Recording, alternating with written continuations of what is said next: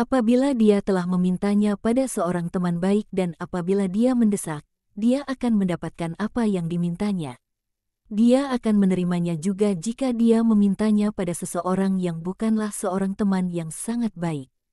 Dia akan dipuaskan karena kegigihannya, sebab temannya, dari siapa dia meminta bantuan, akan bersegera memberinya apa yang diinginkannya, agar dia tidak lagi diganggu.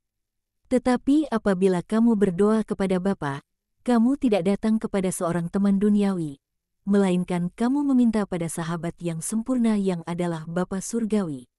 Itulah sebabnya mengapa aku katakan padamu, mintalah, dan itu akan diberikan kepadamu. Carilah, dan kamu akan mendapatkan. Ketuklah dan pintu akan dibukakan bagimu.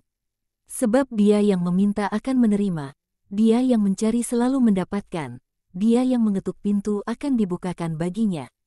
Bapa manakah di antara kalian yang akan memberikan batu pada anaknya apabila dia meminta roti? Atau memberinya ular sebagai ganti ikan panggang? Seorang bapa yang melakukan itu pada anak-anaknya sendiri akan menjadi seorang kriminal. Aku telah mengatakannya padamu dan aku akan mengulanginya demi meyakinkanmu untuk menjadi baik dan percaya penuh. Sebagaimana seorang yang berakal sehat tidak akan memberikan kalajengking sebagai ganti roti, betapa akan terlebih berlimpah akan diberikan Allah kepadamu apa yang kamu minta.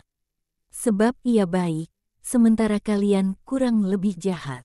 Oleh karenanya, kepada Bapa mintalah rotimu dengan kerendahan hati seorang anak. Ampunilah hutang-hutang kami seperti kami pun mengampuni mereka yang berhutang kepada kami. Ada hutang-hutang material dan hutang-hutang rohani. Ada juga hutang-hutang moral. Uang atau barang yang diterima orang sebagai suatu pinjaman dan harus dikembalikan, adalah suatu hutang material. Kasih dan hormat yang dirampas dan tidak dikembalikan dan kasih yang dituntut dan tidak dibalas adalah suatu hutang moral. Mentaati Allah, dari siapa orang akan menuntut banyak dengan memberinya sangat sedikit, dan mengasihinya adalah suatu hutang rohani. Ia mengasihi kita dan harus dikasihi, sebagaimana seorang ibu, seorang istri, seorang anak, dari siapa begitu banyak dituntut, harus dikasihi. Seorang yang mementingkan diri sendiri suka menerima, tetapi tidak mau memberi. Tetapi seorang yang egois terpisah jauh dari surga. Kita berhutang kepada semua orang, dari Allah hingga ke seorang sanak, dari seorang sanak hingga ke seorang teman, dari seorang teman hingga ke sesama kita, hingga ke seorang pelayan, seorang budak, sebab mereka semua manusia seperti kita sendiri. Celakalah dia yang tidak mau mengampuni, dia tidak akan diampuni. Allah, karena keadilan, tidak dapat membebaskan hutang dari seorang yang berhutang kepadanya, yang Maha Kudus, jika orang itu tidak mau mengampuni sesamanya. Janganlah masukkan kami ke dalam pencobaan, tetapi selamatkanlah kami dari yang jahat. Orang yang tidak merasakan perlunya berbagi perjamuan Paskah dengan kita, bertanya kepadaku, kurang dari setahun yang lalu, apa, engkau minta untuk tidak dicobai dan untuk ditolong melawan pencobaan? Kala itu hanya ada kami berdua, dan aku menjawab. Kemudian kami berempat, di suatu tempat yang sunyi, dan aku menjawab sekali lagi. Tetapi masih tanpa hasil, sebab ketika berhadapan dengan suatu roh yang berkeras hati adalah perlu untuk membuka suatu terobosan dengan merobohkan benteng jahat dari kedegilannya. Dan aku, karenanya, akan mengulanginya sekali, 10 kali, 100 kali hingga semuanya diselesaikan. Tetapi sebab kalian tidak dikeraskan oleh doktrin-doktrin yang aneh atau bahkan oleh hasrat orang asing, aku mohon kalian untuk berdoa demikian.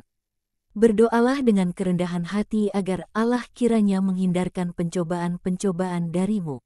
Oh, kerendahan hati, mengenal diri sendiri apa kita sebenarnya, tanpa berkecil hati, melainkan mengenal diri sendiri, katakan, aku bisa menyerah, bahkan meski aku pikir aku tidak akan dapat melakukannya, sebab aku tiada lain adalah seorang hakim yang tidak sempurna bagi diriku sendiri.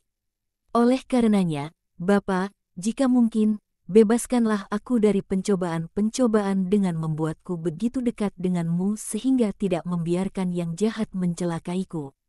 Sebab, ingatlah, bukan Allah yang mencobaimu pada hal-hal jahat, melainkan yang jahatlah yang mencobaimu.